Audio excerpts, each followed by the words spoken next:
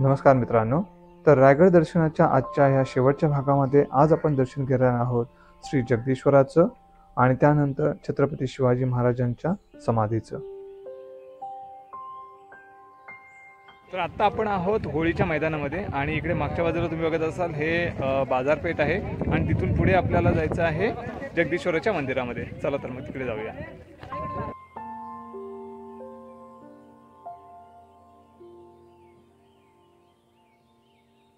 ही सगळी पूर्ण बाजारपेठला रोड किती मोठा आहे.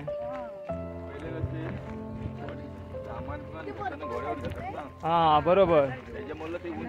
बाजारपेठ ही एवढी मोठी आहे, रोड इथला केवढा मोठा आहे बघा. आणि हे इकडचे जे दुकानं असायची हे एवढी उंचावरती असायची. याच्या मागचं एक कारण समजलं की एवढ्या उंचावरती का असायची, कारण जनरली त्यावेळेला लोक काय करायचे, शॉपिंग जे करायची हे घोड्यावरती बसून करायचे. त्याच्यामुळे एवढ्या उंचावरती ते दुकानं आहेत.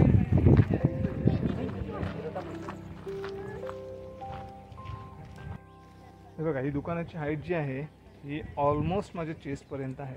म्हणजे त्यावेळची दुकान ही एवढी मोठी होती. जसं की म्हटलं की त्यावेळेला लोक जे शॉपिंग करायचे हे घोड्यावरती बसून करायचे आणि मग ही एवढ्या उंचावरती दुकानं असली की त्यांना पटकन शॉपिंग करायला बरं जायचं. त्याच्यासाठी एवढ्या उंचावरती ही दुकानं ठेवलेली आहेत.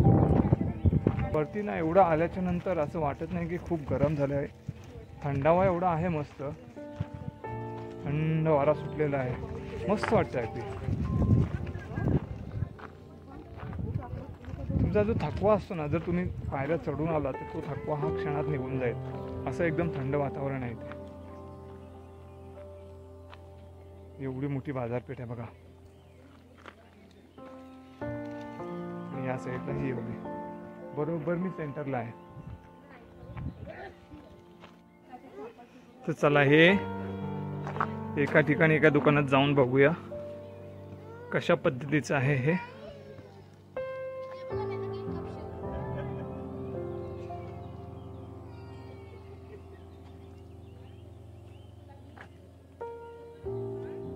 फक्त भिंती राहिलेल्या आहेत.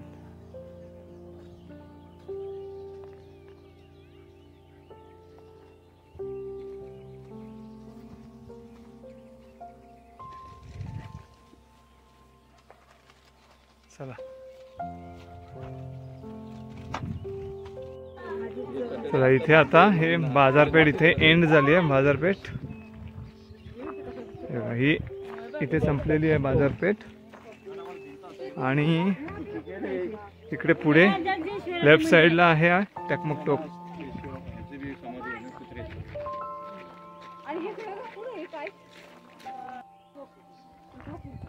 हे बघा, इकडे आहे टकमक टोक. इथून पुढून असं जायचंय लेफ्टला आणि ते सरळ इकडे खाली टकमक टोकाकडे.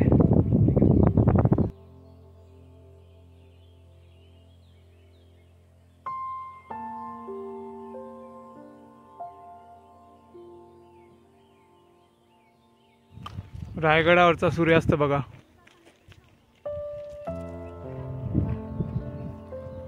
भारी वाटतंय.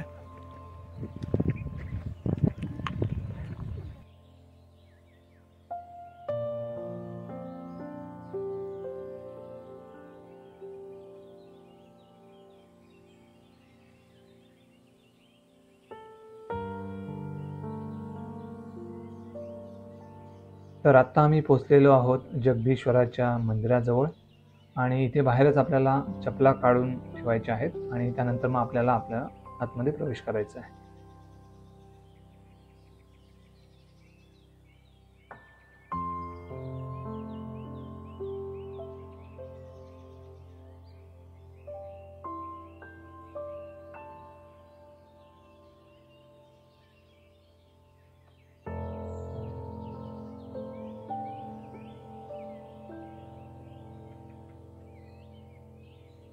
मंदिराचा कळस जर तुम्ही बघितलात तर त्याची रचना ही मशिदीसारखी दिसते. असं करण्यामागे महाराजांचा एक उद्देश सुद्धा होता. त्यांना माहिती होतं जर गनिमांनी कधी आक्रमण केलं आणि ते जर इकडे आले, ते तोडण्यासाठी जर आले, तर त्यांना असं वाटायला पाहिजे की ही मस्जिदच आहे, मंदिर नाही.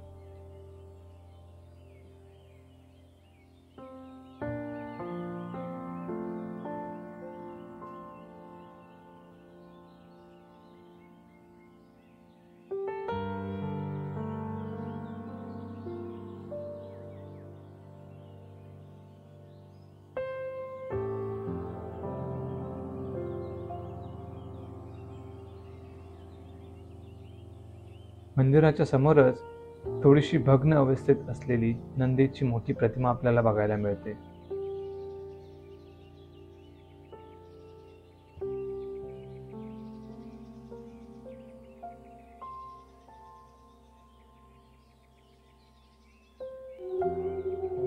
नंदीला नमस्कार करून आम्ही आतमध्ये मंदिरामध्ये श्री जगदीश्वराचं दर्शन घेण्यासाठी निघालो.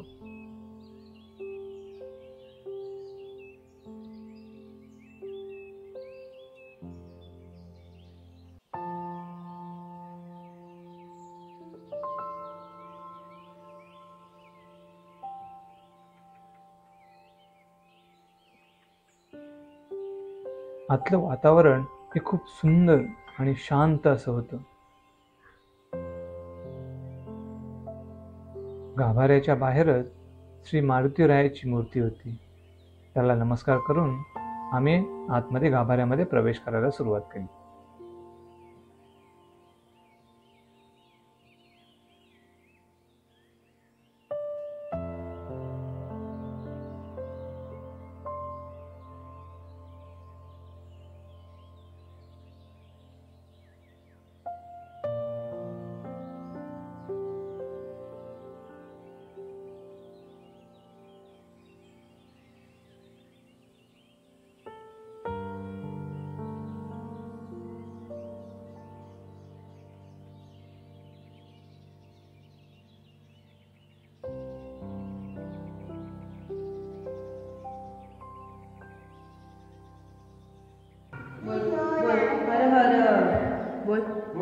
हर हर ओम नमः शिवाय. तर हे जगदीश्वराचं मंदिर आहे आणि इथून समोरच्या साईडला आहे महाराजांची समाधी. हॅलो, चला.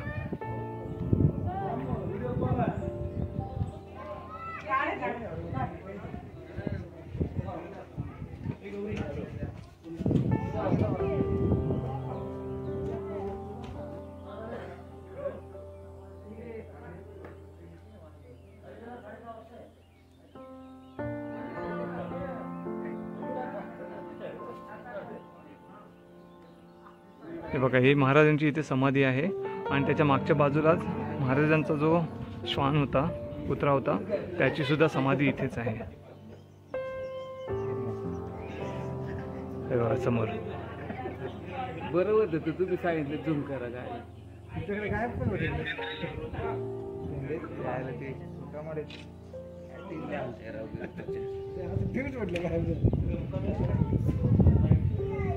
इथे फलकावरती थोडक्यात माहिती दिलेली आहे छत्रपती शिवाजी महाराजांच्या समाधीबद्दल, की छत्रपती शिवाजी महाराजांचे दिनांक 3 एप्रिल 1680 रोजी देहावसन झाले. जगदीश्वर मंदिराच्या पूर्वेस चौथऱ्यावर त्यांच्यावर अंत्यसंस्कार केले गेले. त्यांच्या वंदनीय स्मृती प्रित्यर्थ अष्टकोनी चौथरा आणि मेघडंबरी उभारण्यात आली आहे. अशा प्रकारचा हा फलक आहे इथे.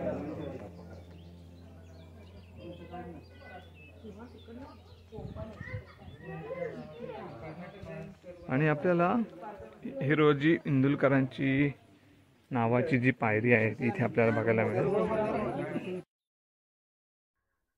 हे बघा, इथे लिहिले सेवेची थाई तत्पर हिरोजी इंदुलकर.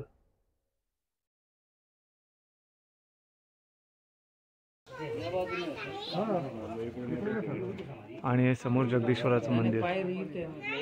ऑलमोस्ट संध्याकाळ झालेली आहे आणि सगळा गड फिरून झालेला आहे आमचा. आणि आता आम्ही निघतोय खाली. आम्ही येत्या वेळी आम्ही रोपेने आलो आणि आता जात्या वेळी जाणार आहोत पायऱ्यांनी जाणार आहोत. आजचा हा ब्लॉग मी इथेच संपवतो. आणि आजचा हा व्हिडिओ तुम्हाला कसा वाटला हे कमेंट करून नक्की कळवा. आवडला असेल तर लाईक करा, शेअर करा आणि सबस्क्राईब करा, जेणेकरून आमचे नवीन येणारे व्हिडिओचे अपडेट पण तुम्हाला मिळतील. चला तर मग भेटूया पुढच्या व्हिडिओमध्ये. तोपर्यंत काळजी घ्या. बाय. गड उतरताना आपल्याला शिरकाई देवीचं मंदिर लागतं. इथे आम्ही सगळ्यांनी शिरकाई देवीचं दर्शन घेतलं आणि त्यानंतर गड उतरायला सुरुवात केली. संध्याकाळची वेळ झालेली होती आणि आम्हाला लवकर गडाखाली उतरायचं सुद्धा होतं. तरीसुद्धा आम्हाला जवळपास 1.5 ते पावणे 2 तास लागले गड उतरायला. तर आमचा हा एक्सपिरियन्स खूप भारी होता. तुम्हाला हा कसा वाटला हे कमेंट करून नक्की कळवा. भेटूया पुढच्या व्हिडिओमध्ये. तोपर्यंत काळजी घ्या.